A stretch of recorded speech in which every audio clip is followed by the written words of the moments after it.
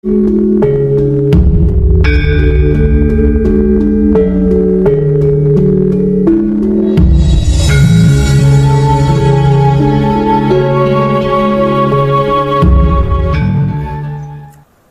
seekor ular ketika merayap, tiba-tiba ular itu menyenggol sebuah gergaji dan sedikit melukai bagian tubuhnya.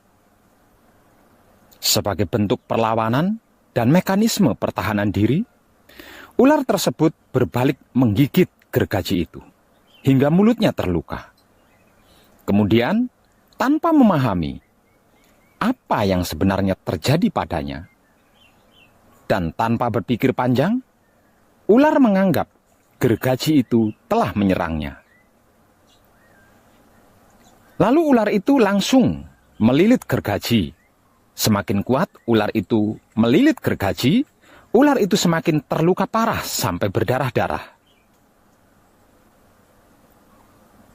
Para kadang kinasiku sekalian, terkadang kita terlalu cepat emosi dan mudah meluapkan amarah tanpa berpikir panjang untuk segera bisa membalas, menyakiti orang-orang yang telah menyakiti kita.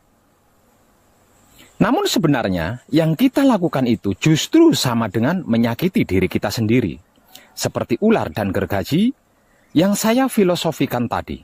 Jikalau sedulur papat kita atau 4 anasir kita tidak manunggal jati atau tidak manunggal suci. Disinilah penting dan perlunya dia mengamati dengan kesadaran rasa cinta kasih sayang hidup kepada apapun dan siapapun, serta dimanapun hingga sampai kapanpun. Tujuannya agar supaya sedulur papat atau 4 anasir kita tidak agresif seperti ular yang menyenggol gergaji yang saya filosofikan tadi.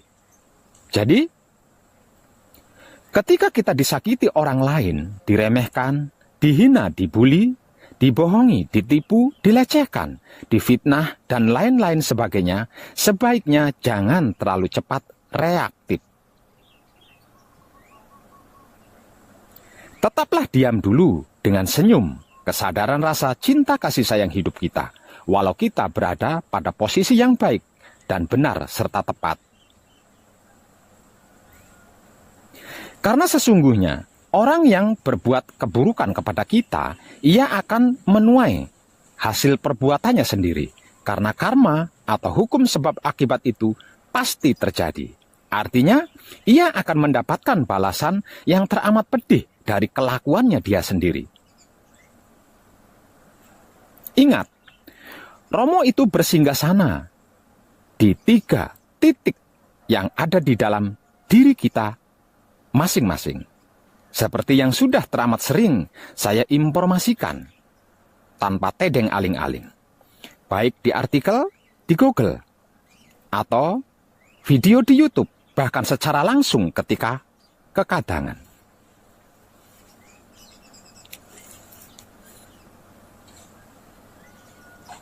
Maka, terus jagalah kebersihannya, jangan sampai ternoda atau terkotori, karena kalau sampai kotor ternoda, Romo tidak mau bertahta di 3 titik singgasana dalam diri kita. Dan kalau Romo tidak mau bertahta di 3 titik singgasana yang ada di dalam diri kita, bagaimana kita bisa manunggal jati dengannya? Kalau kita tidak manunggal jati dengannya, itulah masalah kehidupan dunia. Panjenengan pernah mendengar atau membaca mungkin kisah seorang guru besar sufi, tokoh ulama, berguru kepada orang gila?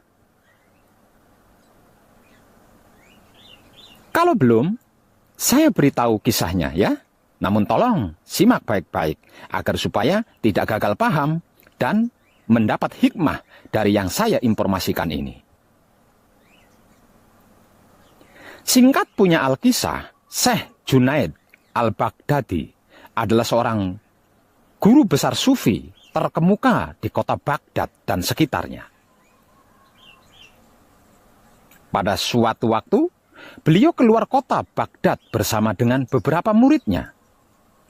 Syekh Junaid Al-Baghdadi bertanya tentang bahlul atau orang gila kepada salah seorang murid Dan muridnya menjawab, ia adalah orang gila. Apa yang Anda butuhkan darinya? Cari dia. Aku ada perlu dengannya, kata Syekh Junaid. Murid-muridnya lalu mencari Bahlul dan bertemu dengannya di gurun. Mereka lalu mengantar Syekh Junaid al-Baghdadi kepadanya. Ketika Syekh Junaid mendekati Bahlul, beliau melihat Bahlul sedang gelisah sambil menyandarkan kepalanya di tembok. Syekh Junaid kemudian menyapa. Bahlul menjawab dan bertanya kepadanya, siapakah engkau? Aku adalah Junaid al-Baghdadi, kata Syekh Junaid. Apakah engkau Abul Qasim? Tanya Bahlul. Iya, jawab Syekh Junaid. Apakah engkau Syekh Baghdadi yang memberikan petunjuk spiritual kepada orang-orang? Tanya Bahlul lagi. Iya, jawab Syekh Junaid. Apakah engkau tahu bagaimana cara makan? Tanya Bahlul. Syekh Junaid lalu menjawab, aku mengucapkan bismillah.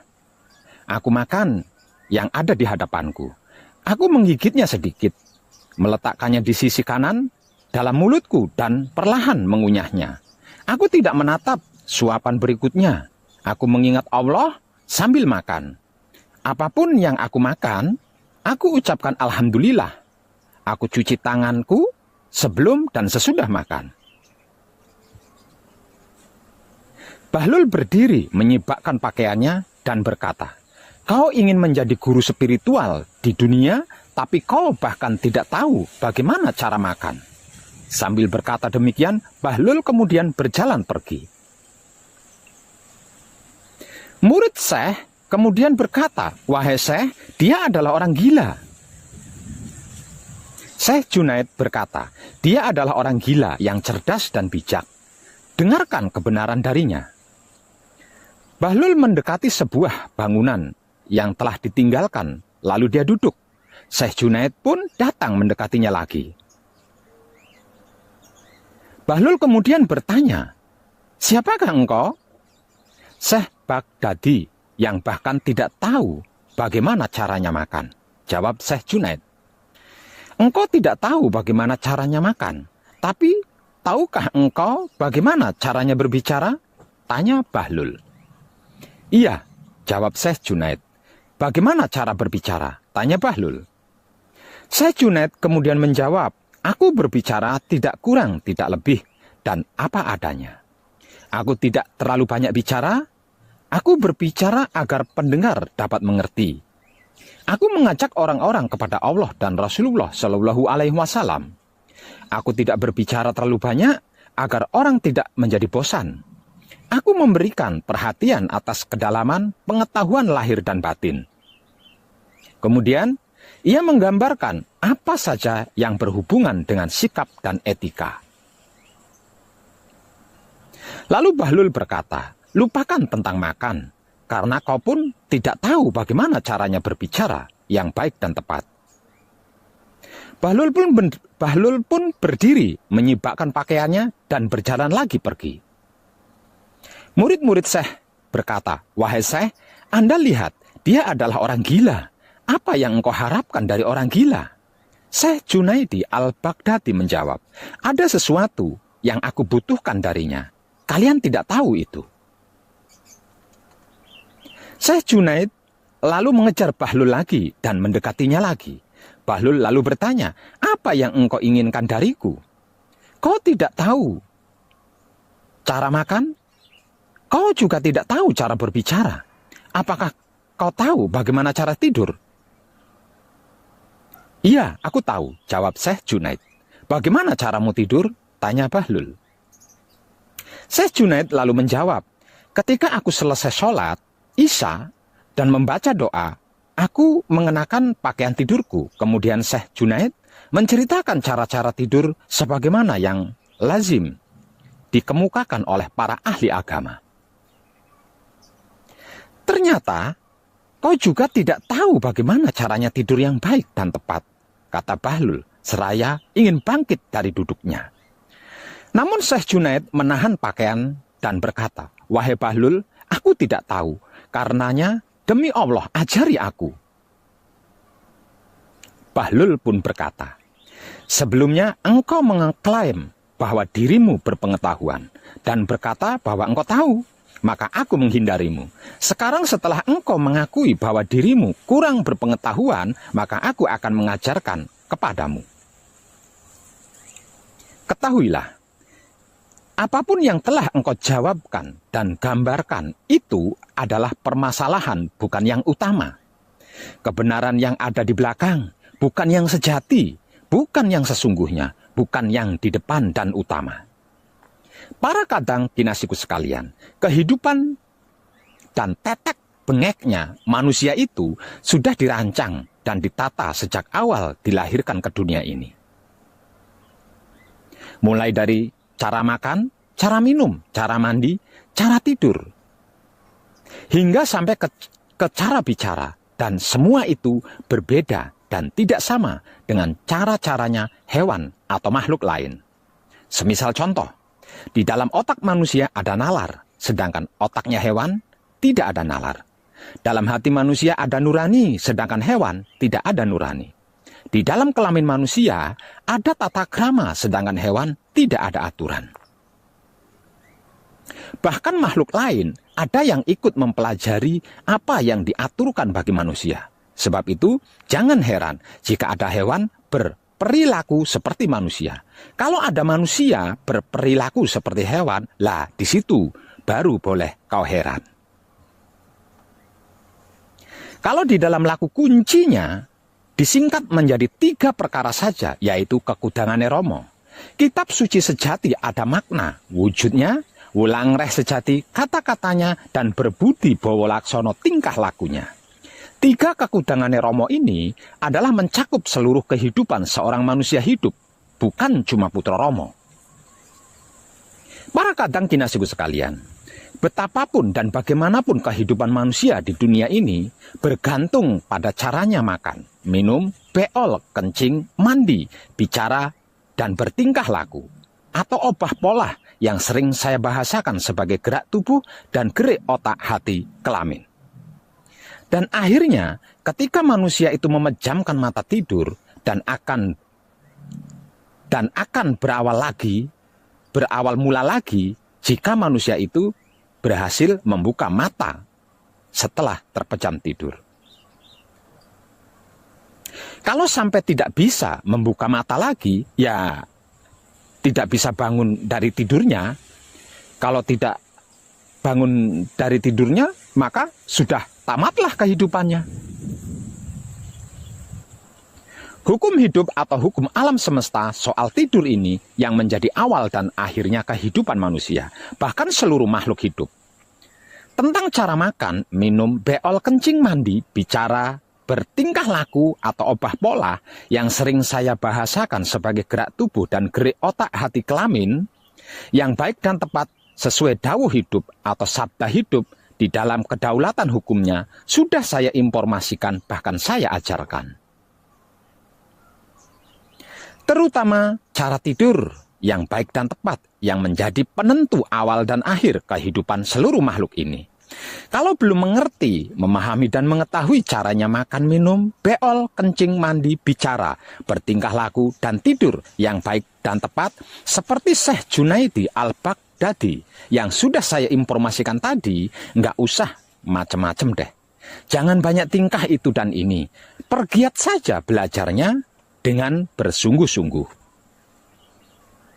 Jangan buang waktu dengan sia-sia, sibuk membuli, membenci, mengfitnah, menghina, mencari-cari kesalahan orang lain, mencari-cari keburukan orang lain, mencari-cari kekurangan orang lain untuk dinilai, dihakimi, bahkan dijatuhkan hingga hancur. Ingat, hukum karma atau hukum sebab akibat itu nyata dan pasti, serta jauh lebih mengerikan dari apa yang dilakukan loh.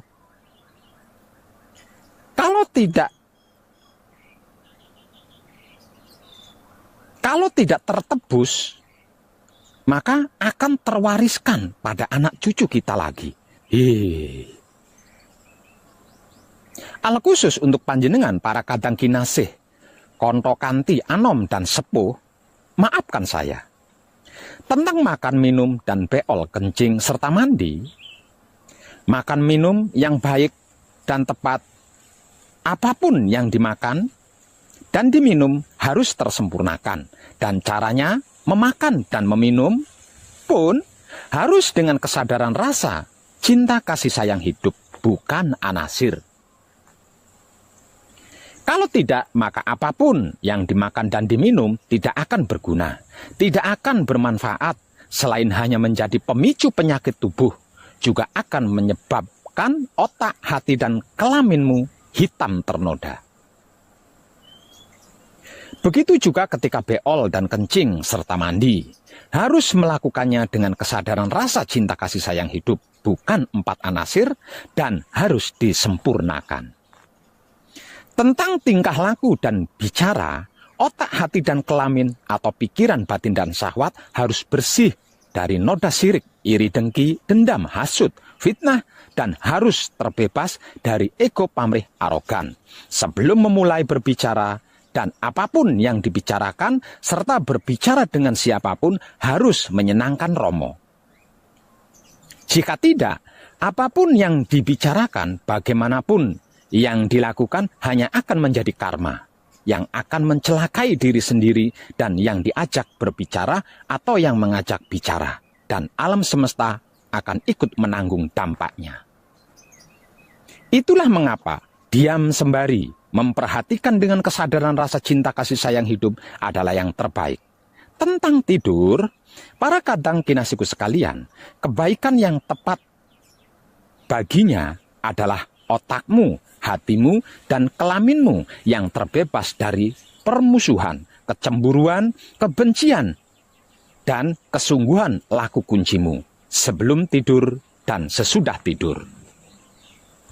Kehidupan kita bergantung pada laku tidur kita sebagai putra kekudangane Romo, baik dan tepat apa belum. Kalau cara tidurnya hiburan Android atau TV atau komputer terlebih dulu, sampai matanya capek dulu terus baru mau tidur, atau hura-hura dulu, atau hiburan dulu, internetan, facebookan, di Android hingga tertidur sambil ngelonin Android, nanti bangun dari tidurnya juga, yang pertama kali dicerna adalah Android. Kalau tidak bisa tidur, terus bangun dari tidurnya juga tidak ganteng, tidak cantik, tidak milenium. Kalau tidak Android dulu, jangan pernah mengharap atau menginginkan yang disebut tenang, aman, nyaman, bahagia, damai, dan tentram. Apalagi sempurna, karena itu tidak mungkin bisa didapatkan. Selain gelisah, resah, galau, ragu, bimbang, bahkan takut. Sekalipun hafal kunci, paweling, asmo micil singkir, dan melakukannya jika kober atau ada waktu. Tercerahkanlah panjenengan semuanya, dan salam setuhan penuh cinta kasih sayang dari dalam lubuk hati saya, Wong Edan Baku yang paling dalam. Selamat, selamat, selamat, rahayu, rahayu, rahayu, damai, damai, damai, tentram. Saya Wong Edan Baku ngaturaken sugeng rahayu lir ing sambikala amanggih yuwana. Pinayungan mring ingkang Maha Suci. Basuki Yuwono Teguh Rahayu Slamet. Berkah selalu untuk semuanya tanpa terkecuali, terutama para sedulur, khususnya para kadang konto dan kanti anom, serta sepuh saya yang senantiasa direstui Yang Dat Maha Suci hidup. Om Santi, Santi, Santi, Om. Wassalamualaikum warahmatullahi wabarakatuh. Terima kasih, terima kasih, terima kasih, dan salam kebajikan.